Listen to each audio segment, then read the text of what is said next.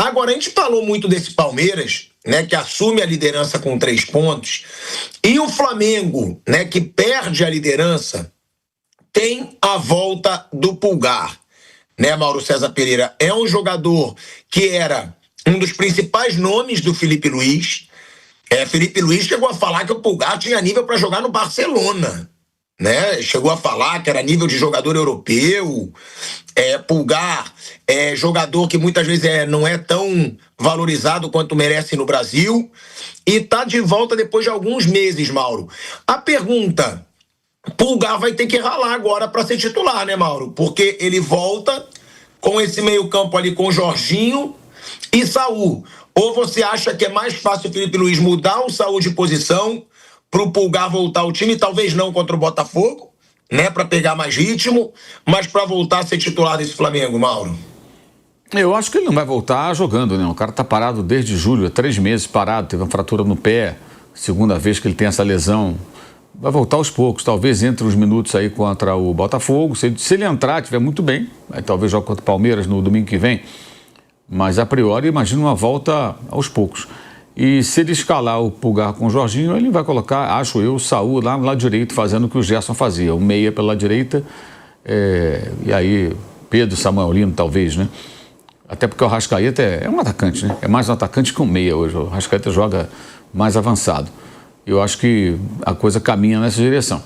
Mas vai depender muito de como ele vai estar de fato para voltar a jogar. Mas quando estiver bem, eu acho assim, com todo mundo à disposição, um jogo grande, eu acho que a tendência é o Plata perder espaço para o Eric Pulgar e o Saúl jogando ali no lado direito. Acho eu. A não ser que ele insista no Plata como centroavante. Acho até que é o momento que ele precisa, não sei se está fazendo isso, conversar muito com o Pedro, acabar com essa coisa do Pedro querer fazer o toquinho de calcanhar e tal, o gol muito bonitinho. O gol bonito é legal, mas o importante é o gol. Se ele for mais objetivo, acho que ele recupera o seu melhor futebol, aumenta a sua eficiência, e o time precisa dele, porque ele é o cara que finaliza. Ele, o Araújo, o Saúl também tem finalização, isso também é importante, né? Porque esse é o grande problema. O time tem o melhor ataque do campeonato por conta dos jogos em que goleou. Mas em várias partidas perdeu pontos porque faltou o gol e teve chance. Todos os jogos teve chance e faltou ali colocar a bola para dentro. E isso se repete já há algum tempo, não é um problema do Felipe, é um problema que vem de antes, mas ele é o técnico da vez, cabe a ele resolver. E acho que 10 dias aí de paralisação foi tempo suficiente para mostrar algo melhor. Acho que tem a obrigação de mostrar algo melhor a partir de quarta-feira. E acho que o Pulga vai ser uma volta aos poucos. Vai ser uma volta aos poucos, a lesão grave, muito tempo parado, então vai levar um tempinho até que ele possa jogar regularmente. Ele está pendurado com 2 cartões amarelos, tem isso também. Ô Mauro, você falou de ataque, né? E uma questão que está sendo muito falada, principalmente em rede social, são os ataques ao Samuel Lino.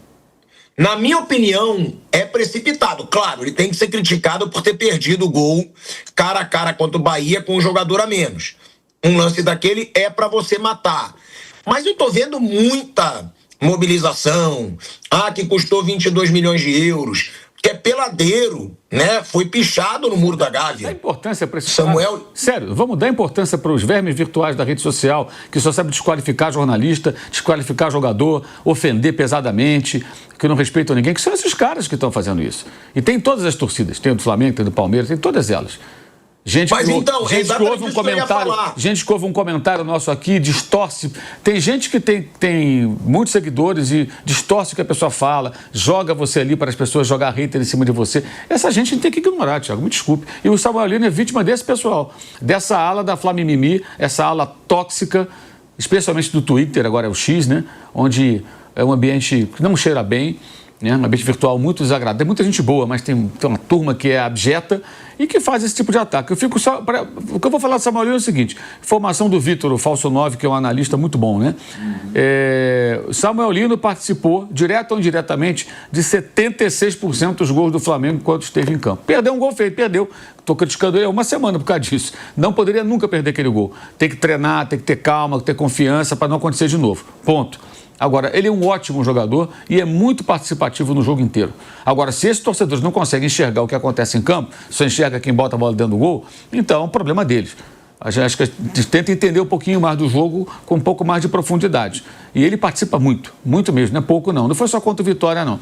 Agora, se essa turma aí não quer enxergar ou não enxerga, não gosta, é problema deles. Por mim, eles falam sozinhos. Eu não vou me aprofundar em comentários sobre o que o bobalhão da rede social está dizendo. As pessoas sensatas da rede social, a gente pode debater. Ó, fulano de tal, diz... ok, um comentário inteligente. Agora, essa horda de idiotas, podem falar sozinho. O que tem de idiota em torcida de futebol na rede social, o que não falta.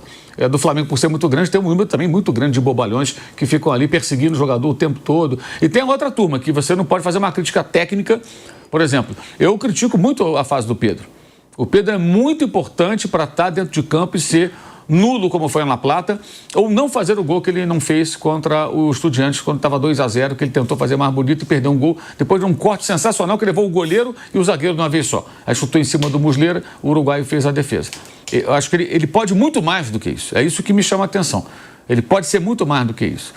Né? Aí a gente critica. Aí tem a turma que acha que o jogador não pode ser criticado. Não, né? Quer derrubar o jogador? Quer derrubar o jogador? Isso não derruba nem faz nada. Ele só fala o que a gente acha da opinião. Se você não gosta da opinião, não acompanha também. Vai procurar a tua turma. Não peço para ninguém ficar atrás de mim ouvindo o que eu estou falando. Nem lendo o que eu escrevo. Não gosta? Ok, é um direito que você tem. Né? É assim que funciona. Deveria ser assim que deveria funcionar. E eu acho que o Samuel Lino é vítima disso. Sabe? Tudo bem, a crítica pontual, uma má atuação, o gol que perdeu, eu acho legítimo. Agora daí, é bagre, não sei o quê, bababá. Vai me desculpar. Desculpa, isso aí é coisa de gente... Quer resolver os problemas pessoais, de repente, ali dentro da rede social, atacando alguém. Entendeu? Aí escolheram o cara para ser a bola da vez. Ele não poderia nunca ter perdido aquele gol. Se ele faz aquele gol, o Flamengo talvez vencesse o jogo com um a menos. Faz 1-0, o Bahia estava com 13 desfalques, muito mutilado, o Rogério cheio de problemas. E a tendência ali, pelo aquele momento do jogo, era virar ganhando de 1-0. Dificilmente teria tomado o gol que tomou, porque você faz 1-0 ali, você se fecha... De repente não comete o erro que cometeu, você leva 1-0 para o vestiário, aí você imagina o vestiário do time que está perdendo com um homem a mais desde os 12 minutos. O clima. Nossa, estão perdendo com os caras que estão com 10. Aí você encaminha, de repente, uma situação diferente. Foi assim que o Botafogo ganhou a Libertadores. O jogador expulso, mas fez 1-0. O Atlético já começou a falar, cara, estão perdendo para um time de 10 jogadores. Aí fez 2-0. Aí o Atlético falou, estão perdendo por 2-0 para um time que tem 10 jogadores desde o primeiro minuto. E aí o Botafogo encaminhou uma conquista sensacional por conta disso. E ele teve muita culpa na derrota, que ele não poderia perder aquele gol. Isso aí eu concordo totalmente. Sou o primeiro a dizer. Mas isso não significa que o jogador é um desqualificado, que ele não vale nada, que ele é uma porcaria, que ele não joga. Isso tudo é bobagem. É tudo besteira. E cabe também o Felipe Luiz dar um pouco mais de liberdade para ele circular mais pelo campo, joga muito preso na ponta esquerda. Eu acho que um pouco mais de mobilidade pode ser bom para que ele possa agregar mais a equipe. E nesse jogo domingo, tem mais. Ele participou boa parte do primeiro tempo, especialmente, jogando de lateral esquerdo. Ele já jogou de lado esquerdo. O Felipe puxou pela lateral esquerda, o Ayrton Lucas virou um zagueiro mais ali interno, pelo lado esquerdo. Ele formou uma linha de 5 para defender o 0-0. Que era um jogo para você assim pensar, eu com um jogador a menos desde os 12 minutos, contra o Bahia, mesmo desfalcado, mas em Salvador, Bahia que uma semana antes derrotaram o Palmeiras, o que você tem que pensar? Um ponto aqui vale ouro, você joga pelo ponto. Se puder fazer 3 é sensacional, e dava para fazer um pontinho, o Flamengo poderia ter feito um pontinho.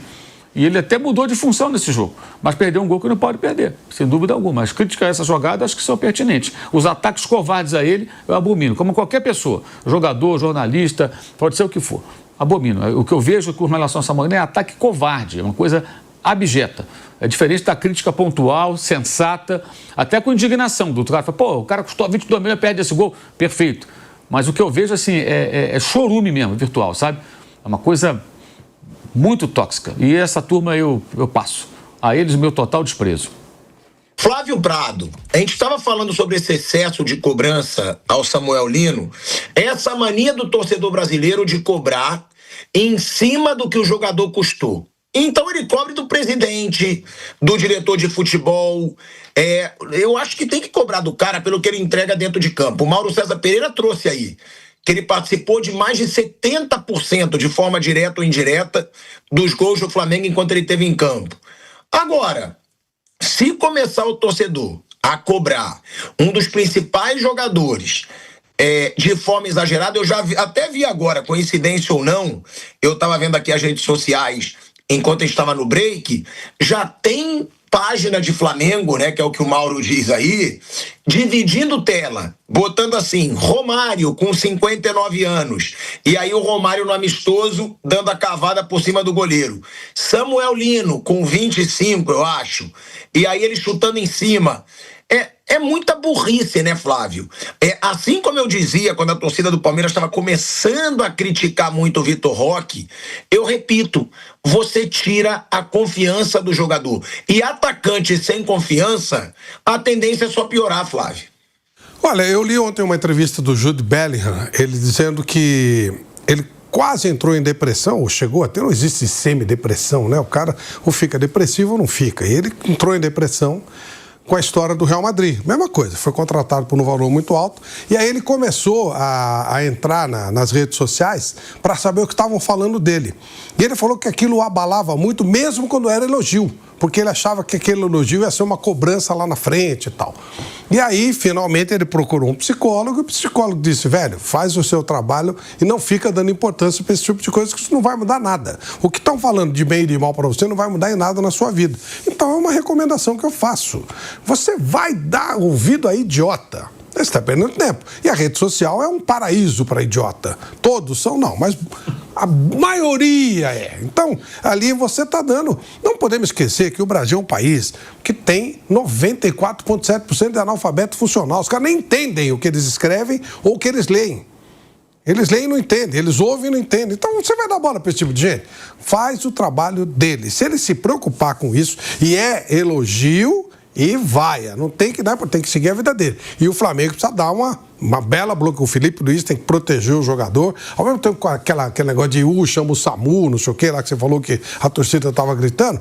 Esquece. E, ao mesmo tempo, quando fica com essa palhaçada aí de comparação de um com o outro, e o fato dele ganhar muito dinheiro incomoda, porque a maioria não ganha. A maioria, infelizmente, ganha muito pouco, ganha um valor pequeno, e aí o cara fica indignado porque ele ganha pouco e o outro ganha muito. Mas se ele encher o estádio, ele vai ganhar muito também. Não tem problema nenhum. Basta ele encher o estádio. Basta ele jogar no Atlético de Madrid. Ele vai encher estádio. Se ele jogar no Flamengo, ele vai encher estádio e vai ganhar o que o outro ganha. Então, sabe... Eu acho que tem que ser muito relevado isso, muito relevado. Dá a importância que eu dou para isso, sabe? Dane-se. Você vai latir pro cachorro, se o cachorro latir para você? Não, ignora, simplesmente isso. Eu acho Tem pessoa que late pro cachorro, né? Acredito que sim. Aí é complicado. O cachorro late pra mim, eu vou embora. Vou latir pro cachorro, pô. Não, teve um episódio em 89, no 10 de julho de 89, um célebre... Aliás, não, foi antes, perdão. Campeonato Paulista, em Bragança Paulista, um torcedor do Palmeiras mordeu um cachorro. Matou o cachorro, mordeu era repórter nessa época. Palmeiras perdeu de 3-0. Não, é interessante. Não, foi no 1-1. Foi no 1-1. Até ganhou a Taça do Zivil e depois perderam no 10 de julho 3-0. Até por isso o Bragantino também ganhou. O time do Luxemburgo amassou o Palmeiras. Teve uma derrota e não foi nem pra semifinal do Paulista. Mas foi 1-1 que o Palmeiras ganhou a Taça dos Invictos, empatou, acho que até gol do saudoso cara do Manga. dessas torcidas uniformizadas. O torcedor da Mancha, uma confusão lá, mordeu um cachorro. Imagine... Criou-se um clima ruim também, como no jogo líder do Pacaembu, 2-0. Imagine como esses caras vão pro estádio, boa parte deles, como eles vão de cara limpa, né? De cara limpa. Não era um cachorrinho, tá? Esses cachorros de polícia que são treinados. Aliás, foi esse cachorro que o cara mordeu. Agora o que eu digo, o Flávio, e eu pergunto também pro Mauro Betti, o que eu digo dessa situação é que você criticar, questionar, tudo bem. Mas é que a torcida, ela destrói a confiança do jogador. Claro. Eu vou dar o meu exemplo. Eu não colocaria Luiz Araújo no banco do Flamengo, tá? Não colocaria. Pra mim, foi o cara que melhor caiu no ataque do Flamengo. Assistência, finalização. Agora, é pra vaiar o Plata ou o Samuel Lino? Não. Se o treinador tá optando pelos dois, você tira a confiança. Agora, pra mim, e eu quero até saber de você, Mauro Betti, e também do Mauro César Pereira, o Luiz Araújo, eu não entendo ele ter perdido essa vaga de titular, porque a gente sabe que o Flamengo não tem time titular, mas tem aquela base que joga os principais jogos. E o Luiz Araújo, quase sempre que ele jogou, ele participou de gol, ele deu assistência, ele fez gol. Eu não tiraria o Luiz Araújo, mas também sou totalmente contrário a aquele massacre, como foi feito com o Vitor Roque, como está sendo feito com o Samuel Lino, como eu acho que já vai ser feito com o Plata. Por quê? Porque o Flamengo não está fazendo gol, Mauro Betti. E é interessante, Pilhado, você pegar aí, não juro que não vou tão longe dessa vez. O Raí chega ao São Paulo em 87 para 88 e só explode mesmo em 91. né? Dario Pereira, que o Flávio também acompanhou muito bem, ele chegou como meio-campista, até jogando meio fora de posição, mas ele vai estourar 3 anos depois como zagueiro ao lado dos Carlos, escalado pelo Carlos Alberto Silva no São Paulo, campeão paulista de 80. Casos recentes, eu já falei várias vezes aqui, todos esses caras do Palmeiras, o próprio Rafael Veiga, estavam no índex de uma nota oficial da Mancha Verde que não os queria no Palmeiras. Era o Abel, Rafael Veiga, Scarpa, Marcos Rocha, Zé Rafael, Luan, todos campeoníssimos pelo Palmeiras. Vitor Roque agora. Né? Claro que tem jogador que entra voando. E acho até que o Samuel Lino entrou muito bem. Pô, o Samuel Lino jogou a Copa do Mundo de Clubes pelo Atlético de Madrid, chega, já vem uma pauleira, que é jogo contra o Atlético Mineiro pela Copa do Brasil, e segue o jogador que, eu acho que maior minutagem, jogou todos os jogos pelo Flamengo. Ele começou muito bem, teve uma queda de produção, e sim, e aí pegando casos atuais, o Samuel Lino, o próprio Vitor Roque, jogadores que acabam sendo os mais caros dos clubes, eles pagam uma conta que não é deles, e a conta é do clube, que é aí que você pode discutir. É o caso quando, por exemplo, o Leandro Damião chega ao Santos custando 42 milhões de reais à época, era um absurdo. O próprio Leandro Damião sabia que ele não valia aquilo, e acabou sendo cobrado. Pois acabou com a carreira. Não é culpa dele, é culpa de quem faz um contrato que era absurdo mesmo. O próprio Memphis Depay agora no Corinthians, custando... Eu não gosto de falar de salário de ninguém mesmo, mas já que está escancarado, até porque vale... Eu não vou falar, mas até porque todo mundo sabe qual é. O custo do Memphis Depay no salário mensal, mais os gastos com moradia, com segurança, é uma conta que eu não compraria o Van Basten por esse... O Johan Cruyff, para pegar exemplos holandeses, tá? E olha que ele é o maior artilheiro da seleção que tem o Van Basten e o Cruyff, né? Mas, enfim, então, de novo, você precisa ver o que você tem de dinheiro. E outra bobagem que nós da imprensa falamos, não, tem que ver o fair play financeiro. Não, tem que ver quando o clube faz direitinho. O Flamengo é exemplo, o Palmeiras é outro. O Flamengo tem o dinheiro que ele tem para investir. O Palmeiras tem o dinheiro que ele tem investido. Quem não tem é o Corinthians. E, aliás, o Flamengo nem chegou a cogitar o Memphis Depay porque é um absurdo. O Palmeiras também nem foi tocado e não contrataria. Então, assim, se você tem o dinheiro, ok, você pode discutir se vale a pena investimento. Agora, quando você não tem, que é um caso quase que criminoso como o do Memphis Depay, por um clube que deve quase 3 bilhões, aí é um caso terrível, pode acabar com o clube ou fazer o que está acontecendo. E o Corinthians é tão grande que consegue superar isso aí. E o Samuel Lino está pagando uma conta que não é dele. A gente lembra o Ricardinho, quando em 2002, depois do Penta, sai do Corinthians e vai para o São Paulo, que até jogadores do elenco chamavam o Ricardinho pelo quanto que ele ganhava, né? Era o número que ele ganhava, né? X, é isso, Xentinho ainda, né? Por conta do Ricardinho. Então, assim, algumas maledicências, era num país tão injusto socialmente, que paga o que não paga para professor, para tanta gente, paga o que não deveria pagar para outros, aí vai mérito ou sorte de quem ganha o que ganha, enfim. Então, assim, você ficar analisando o jogador pelo que ele custa, claro, você tem que fazer a relação entre o custo-benefício e o custo-malefício também, mas não ficar cobrando, você custa isso aí, você é o jogador mais caro da história do Flamengo, porque, evidentemente, o Samuel Lino não é o maior jogador da história do Flamengo e nem será, mas eu entendo que é bom jogador. Quando o Flamengo traz o Vitinho em 18, ele era o mais caro da história do Flamengo. Não pode. Evidente que não podia. Mas ok, e cobrou por isso. Você pode exigir um pouco mais, mas eu acho que a cobrança do Samuel Lino, como destacou o Mauro César, é exacerbada. Não precisa nem falar das pichações. E estou contigo também em relação ao Luiz Araújo. Acho até que ele caiu um pouquinho, mas podia ter mais minutagem nos últimos jogos também, até para dar um descanso para o Samuel Lino, que tem jogado muito, mas não tem jogado tanto assim. E eu acho que o Luiz Araújo, né, se ele não é o primeiro, ele é o segundo jogador que mais participou de gols do Flamengo na temporada. Eu vou até pedir isso pro Kaique, porque eu fico questionando por que ele perdeu tanto espaço. Eu acho que é um jogador que cria, ele muitas vezes toma a decisão errada, mas ele arrisca, ele chama o jogo, ele chuta, ele cobra escanteio, cobra falta, é líder em assistência. Eu acho o Luiz Araújo hoje mais eficiente que o Plata e que o Samuel Lino. Agora, é para cobrar tanto do Lino como está sendo feito? Para mim, claro que não. E eu acho que a grande lição do Lino tem que ser o Vitor Roque. Vitor Roque chegou, contratação mais cara da história do futebol brasileiro, foi criticado porque mereceu ser criticado, mas criticado, o que eu digo, é a crítica normal, tá? Não os exageros. E deu a volta por cima. Tá numa fase absurda, melhor fase dele nos últimos anos, porque ele foi mal no Barcelona, foi mal no Betis, foi mal no começo do Palmeiras e agora recuperou a confiança o Vitor Roque.